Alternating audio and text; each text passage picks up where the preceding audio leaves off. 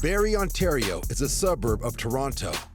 Natalie Harris has lived there for 25 years. It's a beautiful neighborhood. I think the homes are about 10 years old, a really close-knit community. So we know the neighbors really well. But in this quiet slice of suburbia, just north of Canada's Queen City, a giant storm is closing in.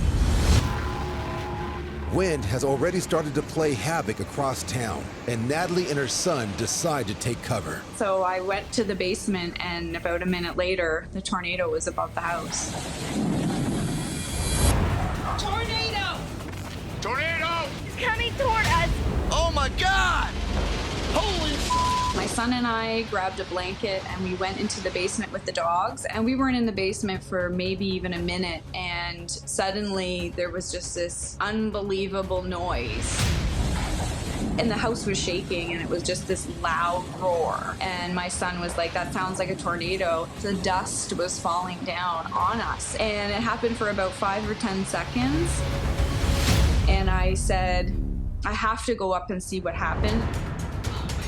It was just myself and one neighbor at first. And it was just too much to take in. Holy my car! I can't even fathom this is happening.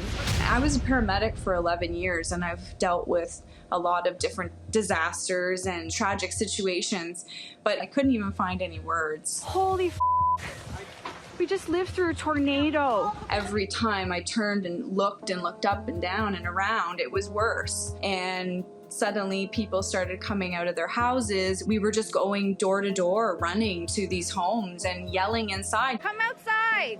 Yeah, your house is falling in. Come outside. There was so much destruction. The house right beside the house that we were in had collapsed completely. It was a 2-story house. It was down to a 1-story. Luckily, those people weren't home. There was just debris everywhere. I called them. I called 911.